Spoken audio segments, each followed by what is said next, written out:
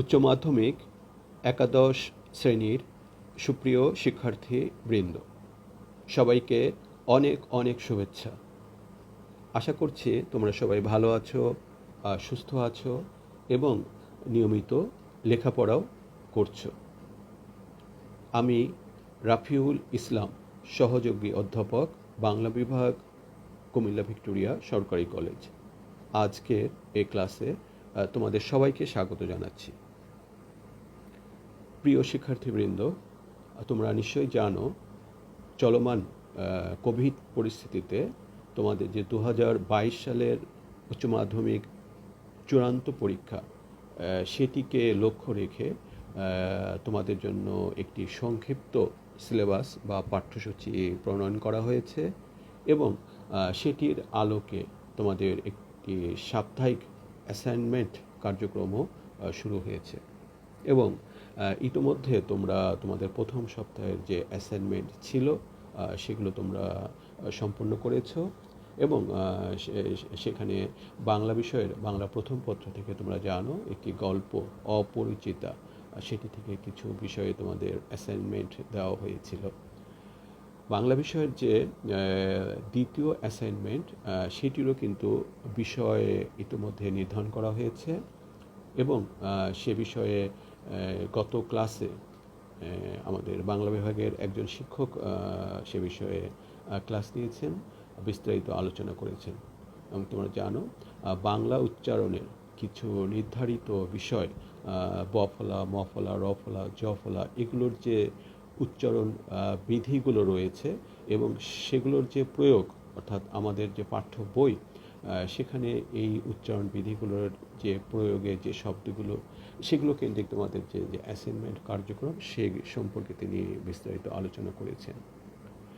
যেহেতু আমাদের বর্তমান সপ্তাহের অ্যাসাইনমেন্ট কার্যক্রম এই উচ্চারণ বিষয়ে চলছে, সে কারণে আমি বাংলা উচ্চারণ বিষয়েই আজকে অন্য একটি বিষয়ে আলোচনা করব এবং উচ্চারণের কিছু প্রাথমিক বা বেসিক যে বিষয় সেগুলো সম্পর্কে কিছু তোমাদের ধারণা দিব এবং আমরা তোমাদের পাঠ্যসূচি থেকে আজকে বাংলা স্বরধ্বনির অধ্বনির যে উচ্চারণ বিধিগুলো রয়েছে সেগুলো সম্পর্কে আমরা আজকে আলোচনা করব।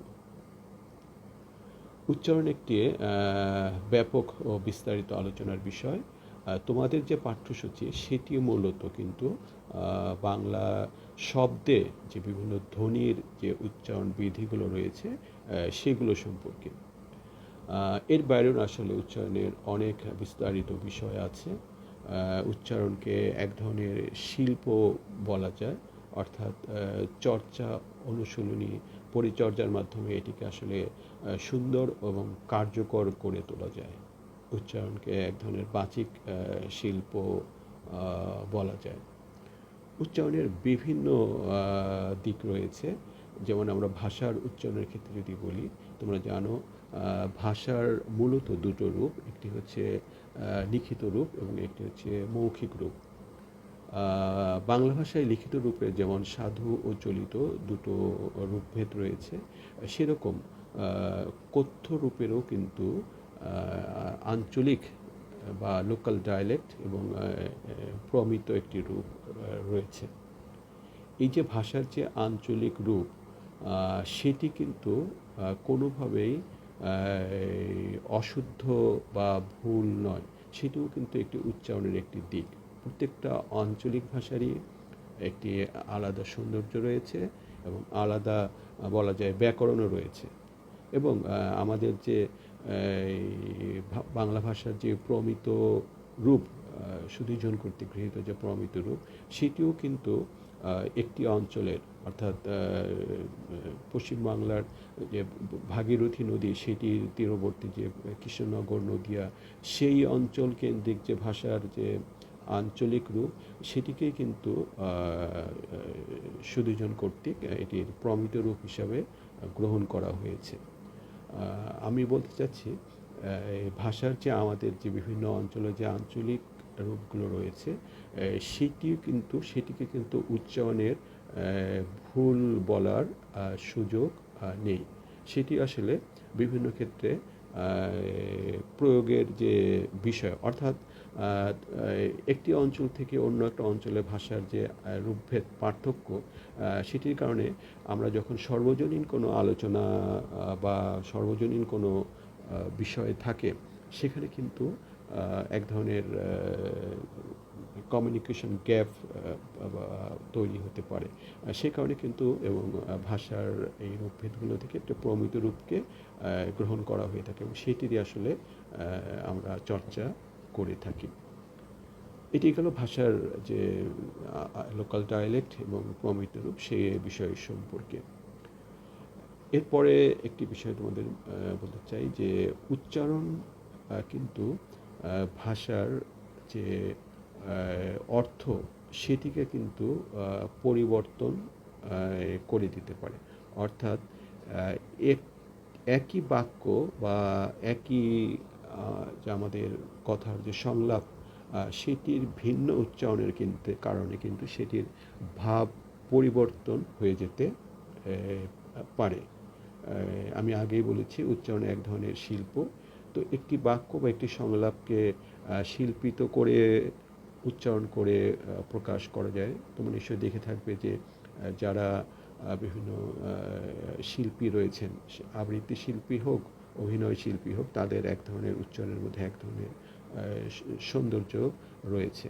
আবার এর বাইরেও উচ্চারণের ভেতর দিয়ে কিন্তু সেটির যে ভাব, অর্থাৎ সেটি কখনো একই উচ্চারণ কখনো বিনয় প্রকাশ করতে পারে, কখনো ঔদ্ধত্যও প্রকাশ করতে পারে। সেটি আবার উচ্চারণের অন্য একটি দিক। আবার একই বাক্যের যে বিভিন্ন অংশগুলো রয়েছে, অর্থাৎ বিভিন্ন শব্দগুলো রয়েছে, সেটিকে যদি আমরা বিভিন্নভাবে উচ্চারণ করি বা আমরা একটি কথা বলার সময় সাধারণত আমরা একটি বা একাধিক অংশে একটু বেশি চাপ প্রয়োগ করি বা স্ট্রেস দিই, সেটিকে কেন্দ্র করে কিন্তু উচ্চারণের যে অর্থ সেটি কিন্তু পরিবর্তিত হয়ে যেতে পারে। যেমন আমি একটি উদাহরণ দিয়ে বলার চেষ্টা করছি। যেমন একটি বাক্য, ধরো আমি একজন বলছে যে কাল আমাদের বাংলা ক্লাস হয়েছে। এখন এই বাক্যটিকে আমি যদি এভাবে উচ্চারণ করি, কাল আমাদের বাংলা ক্লাস হয়েছে, অর্থাৎ আমি যখন প্রথম শব্দে অর্থাৎ কাল শব্দটির উপর স্ট্রেস বা জোর দিচ্ছি, তখন এটা বোঝা যাচ্ছে যে এই কোন দিন ক্লাস হয়েছে এ বিষয়ে একটি সংশয় থেকে আমি এটির উত্তর দেওয়ার চেষ্টা করছি। আবার আমি কাল শব্দটির উপর জোর না দিয়ে যদি বলি কাল আমাদের বাংলা ক্লাস হয়েছে, অর্থাৎ এরকম দাঁড়ায় যে সংশয় সৃষ্টি হয়েছে কাদের বাংলা ক্লাস ছিল। ধরো হতে পারে এটি পদ্মা শাখা, মেঘনা শাখা না যমুনা শাখা। তখন একটি শাখা বলতে পারে যে কাল আমাদের বাংলা ক্লাস হয়েছে, অর্থাৎ একই উচ্চারণের কারণে কিন্তু এটির অর্থ পরিবর্তিত হয়ে যাচ্ছে। আবার কাল আমাদের বাংলা শব্দটির উপর যদি আমি স্ট্রেস দেই, যেমন ধরো কাল আমাদের বাংলা ক্লাস হয়েছে, তখন কিন্তু এটি দাঁড়ায় যে আলোচনা হচ্ছে যে কি বিষয়ে ক্লাস ছিল সে বিষয়ে একটি সংশয় থেকে এক ধরনের নিশ্চয়তা জ্ঞাপক একটি শব্দ বলা হচ্ছে যে কাল আমাদের বাংলা ক্লাস হয়েছে। তো এভাবে উচ্চারণের শব্দ বাক্যের বিভিন্ন অংশে যে স্ট্রেস দেওয়ার কারণে কিন্তু অর্থ পরিবর্তিত হয়ে যেতে পারে। এগুলো উচ্চারণের আসলে বিভিন্ন দিক, যে উচ্চারণের যে আমি বলেছি যে উচ্চারণ এক ধরনের শিল্প, সেটিকে শিল্পিত করার যে বিভিন্ন দিক রয়েছে সে বিষয়গুলো। আর আমাদের যে পাঠ্য সে কেন্দ্রিক এখানে আমরা মূলত কিছু বিষয় রয়েছে যে শব্দে যে ধ্বনির উচ্চারণ, সে বিষয়গুলো। অর্থাৎ তোমরা জানো যে আমাদের বাংলা বা যে কোনো ভাষার ধ্বনিকে ব্যঞ্জন ধ্বনি এবং স্বরধ্বনি দুটো প্রধান ভাগে ভাগ করা হয় এবং সেগুলোর মধ্যে বিভিন্ন উপভাগ রয়েছে। তো বিভিন্ন ধ্বনির উচ্চারণ, ধরো আমরা অধ্বনি দিয়ে, আমরা জানি আমাদের কলেজগুলোতে প্রতিষ্ঠান প্রধান পদটির নাম অধ্যক্ষ।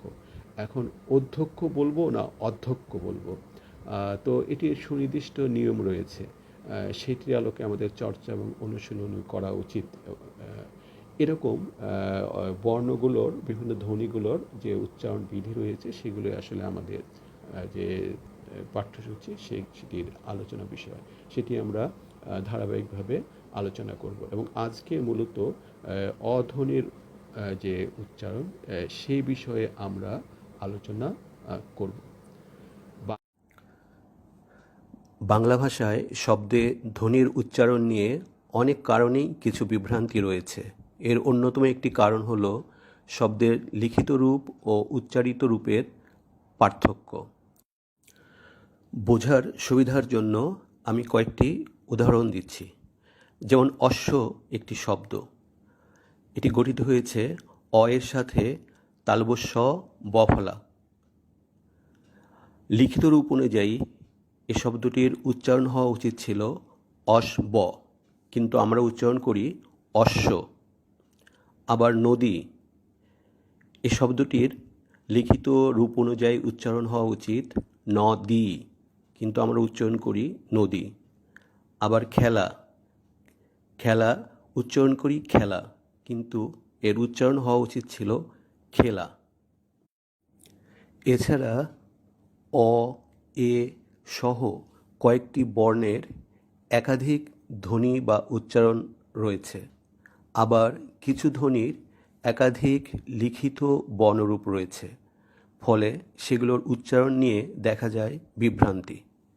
আসলে বাংলা ভাষার অনেক শব্দই তৎসম, অর্থাৎ সংস্কৃত থেকে এসেছে, কিন্তু সে শব্দগুলোর উচ্চারিত রূপ আমরা নিয়েছি প্রাকৃত ভাষা থেকে। এছাড়া শুদ্ধ উচ্চারণে কথা বলার চর্চাও আমাদের কম। আগেই বলেছি, আজকে আমরা শব্দের স্বরধ্বনির উচ্চারণ বিষয়ে আলোচনা করব।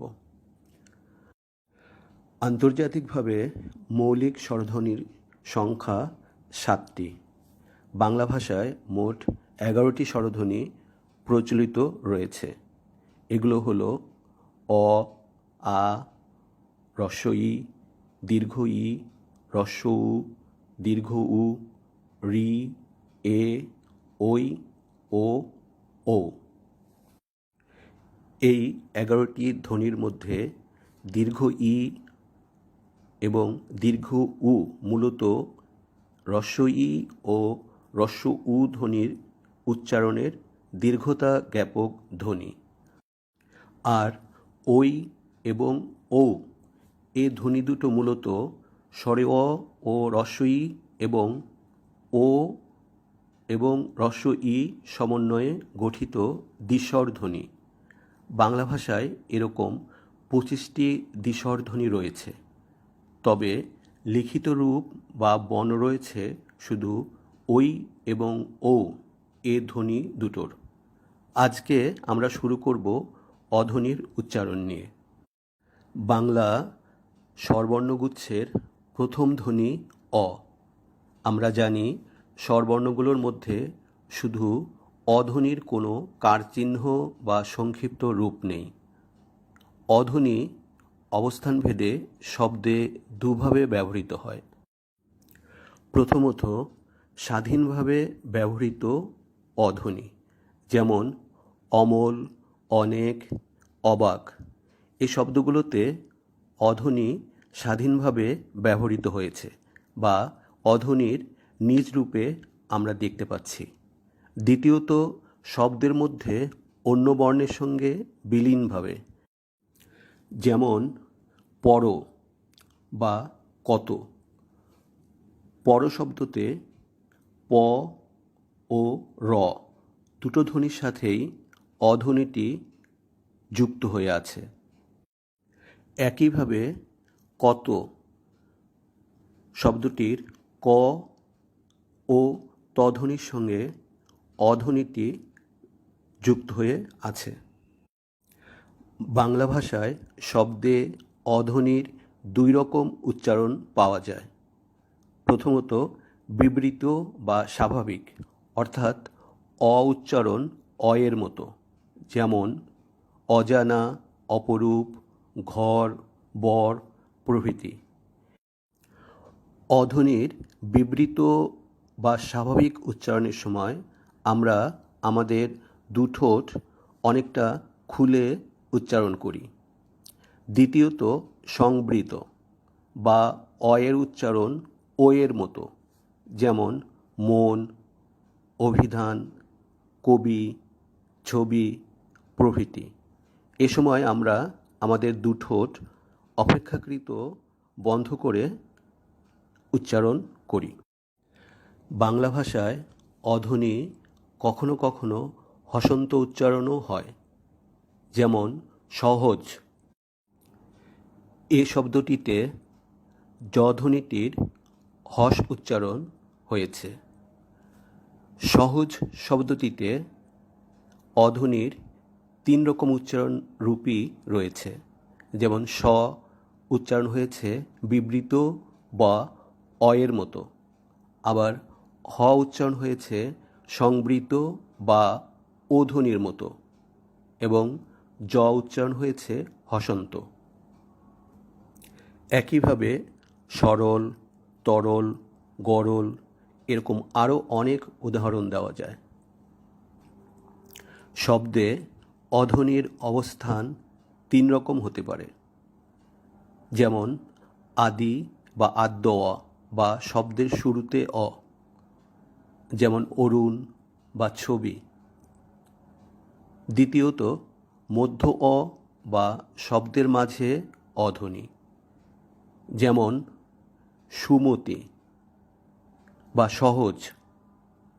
তৃতীয়ত অন্ত অ বা শব্দের শেষে অ। শব্দে অধ্বনির আদি, মধ্য বা অন্ত এ 3 অবস্থানের জন্যই রয়েছে স্বতন্ত্র উচ্চারণ বিধি। ক্ষেত্রবিশেষে এগুলোর একটির সঙ্গে অন্যটির মিলও রয়েছে, আবার ব্যতিক্রমও রয়েছে। আমরা আদি বা আদ্য বা শুরুর অধ্বনির উচ্চারণ বিধি দিয়ে শুরু করছি।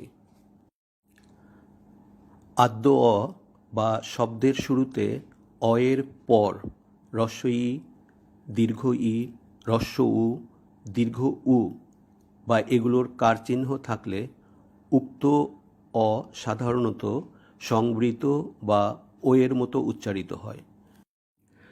যেমন অধ্বনির পরে হ্রস্ব ইকার যোগে অতি, রবি। অধ্বনির পর দীর্ঘ ইকার যোগে নদী, গভীর। অধ্বনির পর হ্রস্ব উকার যোগে তবু, অরুণ এবং অধ্বনির পর দীর্ঘ উকার যোগে মরু, বধূ প্রভৃতি।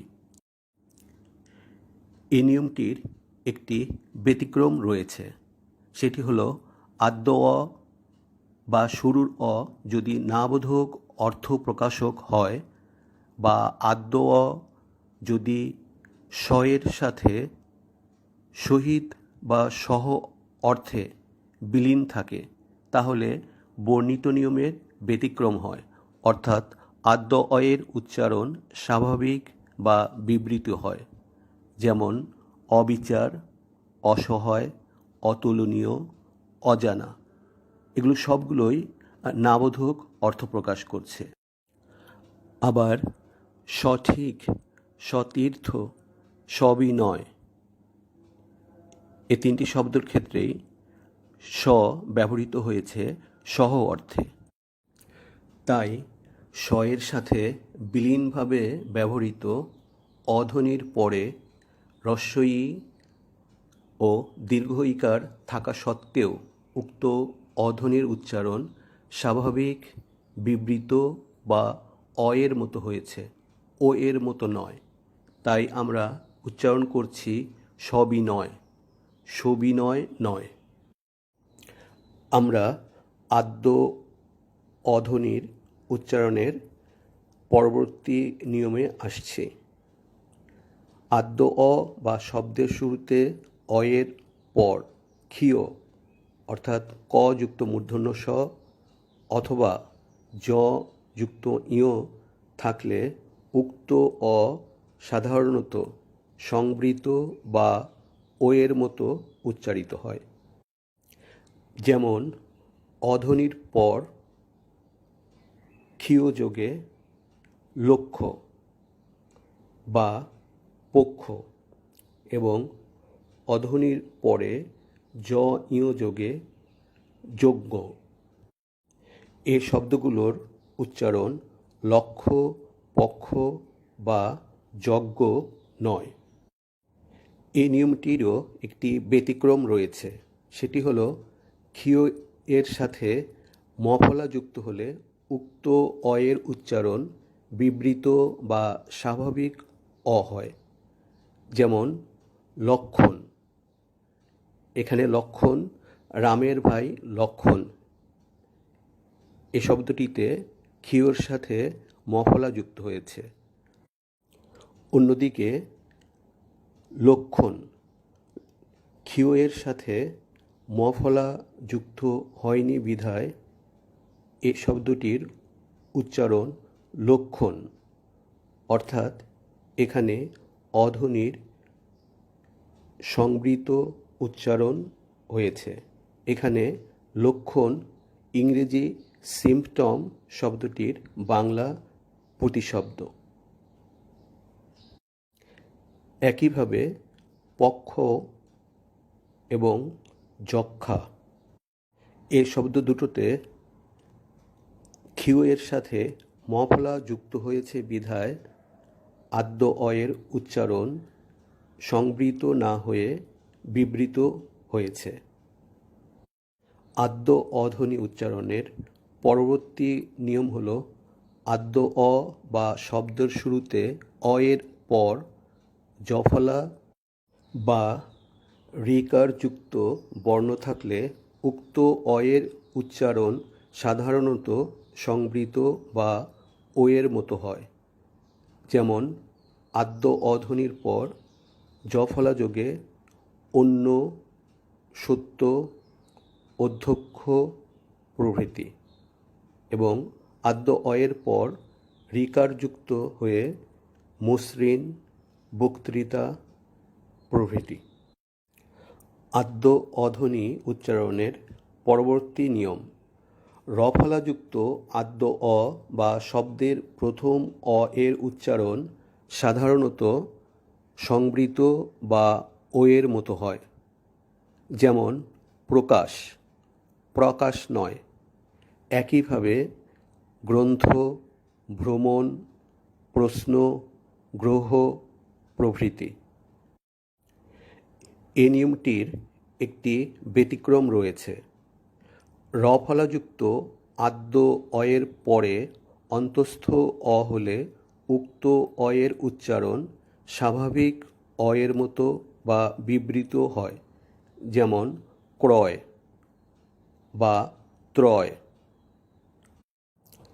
আমরা জানি বাংলা বানানের নিয়মের ক্ষেত্রে বেশ কিছু পরিবর্তন বা সংস্কার সাধন করা হয়। যেমন 1936 সালে কলকাতা বিশ্ববিদ্যালয় বাংলা বানানের নিয়মের ক্ষেত্রে বেশ কিছু সংস্কার করে বাংলা বানানের নিয়ম প্রবর্তন করে। এর ধারাবাহিকতায় বাংলাদেশে বাংলা একাডেমি বাংলা বানানের প্রমিত নিয়ম প্রবর্তন করে। এই নিয়মের অন্যতম একটি হল রেফের পরে ব্যঞ্জনবর্ণ তিত্ব বা দুবার ব্যবহার হবে না। বানান সংস্কারের ফলে রেফযুক্ত যেসব শব্দে বর্তমানে জফলা ব্যবহৃত হয় না, সেসব শব্দের আদ্য অ আগের মতো, অর্থাৎ জফলা থাকলে প্রযোজ্য নিয়মে ওকারান্ত হয়। যেমন মর্যাদা। বর্তমান বানানের লিখিত রূপ অনুযায়ী এ শব্দটির উচ্চারণ হয় মর্যাদা, কিন্তু পূর্বোক্ত বানানের নিয়মে যেহেতু আদ্য অয়ের পরে জফলা যুক্ত ছিল, সেহেতু এ শব্দটির উচ্চারণ মর্যাদা। একইভাবে পর্যায়, চর্যাপদ প্রভৃতি। সাধু ভাষা থেকে চলিত ভাষায় পরিবর্তনে যে সমস্ত শব্দের হ্রস্ব ই, বা হ্রস্ব উকার বিলুপ্ত হয়েছে সে শব্দগুলোর আগের রূপের ওকারান্ত উচ্চারণ ঠিক থাকবে। যেমন পোড়বার বা সজনে।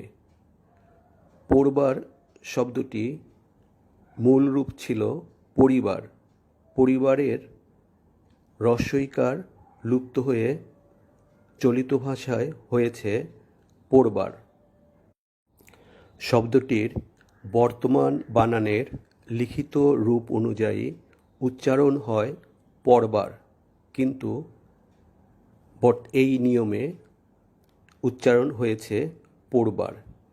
একইভাবে করবার, ধরবার প্রভৃতি বা সজিনা থেকে সজনে। কিন্তু এক্ষেত্রে কিছু ব্যতিক্রম হলো হবে, রবে প্রভৃতি কিছু শব্দ। হবে শব্দটি এসছে এর সাধুরূপ হইবে থেকে, কিন্তু হইবের ওকারান্ত উচ্চারণ অনুযায়ী এখানে হবে নয় বা রবে নয়, উচ্চারণ দুটো হলো হবে এবং রবে। আদ্য অধ্বনি উচ্চারণের পরবর্তী নিয়ম হলো এক অক্ষর বা সিলেবল বিশিষ্ট শব্দের শুরুতে অ এবং পরে দন্ত ন থাকলে উক্ত অয়ের উচ্চারণ সাধারণত ওকারান্ত হয়। যেমন মন বা বন। কিন্তু জ দন্ত ন জন এবং ধ দন্ত ন ধন, এখানে আদ্য অয়ের বিবৃত উচ্চারণ লক্ষণীয়। এ শব্দ দুটো উচ্চারণে বাংলাদেশ ও পশ্চিমবঙ্গের মধ্যে ভিন্নতা রয়েছে। বর্ণিত নিয়মটির ক্ষেত্রে দন্ত ন এর বদলে মূর্ধন্য ন হলে আদ্য অয়ের উচ্চারণ বিবৃত বা স্বাভাবিক হয়। যেমন প মূর্ধন্য ন পন। একইভাবে খ মূর্ধন্য ন খন। বর্ণিত এই নিয়মটির ক্ষেত্রে আরও একটি ব্যতিক্রম রয়েছে। আদ্য অ এবং দন্ত ন সমন্বয়ে গঠিত একাক্ষর বিশিষ্ট শব্দগুলো সন্ধি বা সমাসবদ্ধ হলে উক্ত অয়ের উচ্চারণ বিবৃত বা স্বাভাবিক অয়ের মতো হয়। যেমন মনান্তর, বনবাসী, মনোলোভা প্রভৃতি। অর্থাৎ মন শব্দটি অন্তর শব্দটির সাথে সন্ধি করে হয়ে গেল মনান্তর। লক্ষণীয়, মনান্তর বনবাসী বা মনোলোভা নয়। সুপ্রিয় শিক্ষার্থী, শব্দে আদ্য অধ্বনি উচ্চারণের আরও কিছু নিয়ম এবং ব্যতিক্রম বিধি রয়েছে। এ পরিসরে সেগুলো আর আলোচনা করছি না। পরের ক্লাসে আমরা মধ্য অ বা মাঝের অধ্বনি এবং অন্ত অধ্বনির উচ্চারণ বিধি নিয়ে আলোচনা করব। সুপ্রিয় শিক্ষার্থী, তোমরা জানো আমরা আজকে যে বিষয়ে আলোচনা করলাম সেখান থেকে সাধারণত প্রশ্ন আসে অধ্বনি উচ্চারণের 5টি নিয়ম লিখো। একবার একটি নির্বাচনী পরীক্ষার উত্তরপত্রে অনেক পরীক্ষার্থী একটি নিয়মকেই ভেঙে 5টি নিয়ম বানিয়ে লিখেছিল। এরকমটি আসলে বিধেয় নয়। যেমন আমাদের আজকের আলোচিত আদ্য অধ্বনি উচ্চারণের প্রথম নিয়মটিকে ভেঙে আদ্য অয়ের পর হ্রস্বইকার থাকলে উক্ত অ সংবৃত হয়। একইভাবে দীর্ঘ ই থাকলে, হ্রস্ব উ থাকলে, দীর্ঘ উ থাকলে, এভাবে 4টি ধাপে লিখে 4টি নিয়ম তৈরি করা গ্রহণযোগ্য নয়। মূলত নিয়মের ক্ষেত্রে একটি প্রবণতা অনুযায়ী উত্তর লেখা বাঞ্ছনীয়। প্রিয় শিক্ষার্থীবৃন্দ, তোমরা যারা শুদ্ধভাবে প্রমিত বাংলা উচ্চারণ শিখতে, চর্চা করতে এবং প্রয়োগ করতে আগ্রহী, তাদের জন্য বেশ কতগুলো উচ্চারণ অভিধান রয়েছে। তোমরা প্রয়োজনে এগুলো সংগ্রহ করবে এবং সঠিক উচ্চারণটি দেখে নেবে। এখানে একটি বিষয় আমি আবার একটু উল্লেখ করছি, যে আমি আজকের ক্লাসের শুরুর দিকে বলেছি যে এই যে আঞ্চলিক যে উচ্চারণ সেটি আসলে অশুদ্ধ বা সেটি আসলে ভুল নয়। এটি নিয়ে বিভ্রান্ত হওয়ার সুযোগ নেই। আমি একটি উদাহরণ দিয়ে বলছি। ধরো কোনো একটি এলাকায় পুত্র শব্দটির আঞ্চলিক রূপ পুত। এখন এই যেটি আঞ্চলিক রূপ পুত, সেটির উচ্চারণ কিন্তু পুতই হবে, সেটির সঠিক উচ্চারণ পুত্র করার সুযোগ নেই। এবং সেটি আঞ্চলিক ভাষার কাঠামোতে সেই পুতরূপটি কিন্তু শুদ্ধ। সেখানে প্রমিত শব্দটি প্রয়োগ করাটা ঠিক সঙ্গত নয়। একইভাবে উত্তরবঙ্গের একটি জেলায় ছেলে শব্দটির আঞ্চলিক রূপ ছাওয়াল, কোনো কোনো এলাকায় ছইল। তো এই ছাওয়াল শব্দটি যেটি, এটি কিন্তু শুদ্ধভাবে আঞ্চলিক ভাষায় ছেলে উচ্চারণের সুযোগ নেই। ছেলে হচ্ছে এর প্রমিত রূপ। সুতরাং আমরা যখন যে ভাষার যে কাঠামোতে যে রীতিতে কথা বলবো বা প্রয়োগ করব, সেটি আসলে আমাদের জন্য গ্রহণযোগ্য হবে।